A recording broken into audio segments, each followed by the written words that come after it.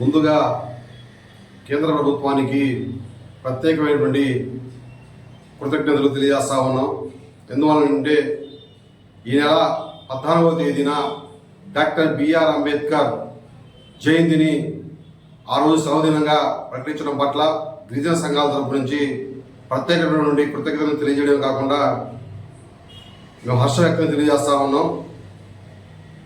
అదేవిధంగా భారతదేశానికి బ్యాంకింగ్ వ్యవస్థ రూపకర్త అయినటువంటి డాక్టర్ బిఆర్ అంబేద్కర్కి సంబంధించినటువంటి ఫోటోలని కరెన్సీ నోట్ల పైన ఎందుకు ముద్రించట్లేదని చెప్పేసి ఈరోజు మేము కేంద్ర ప్రభుత్వాన్ని ప్రశ్నిస్తా ఉన్నాం. 1934లోనే భారతదేశానికి ఒక బ్యాంకింగ్ వ్యవస్థ ఉండాలని చెప్పేసి బ్యాంకింగ్ సంబంధించినటువంటి ఒక పరిశోధన గ్రంథాన్ని కూడా రచించారు. 1935 ఏప్రిల్ 1న కేంద్ర కౌన్సిల్ ఆమోదం తెలిపింది. ఆ తర్వాత భారతదేశానికి రిజర్వ్ బ్యాంక్ ఆఫ్ ఇండియా అనేది ఏర్పాటైంది.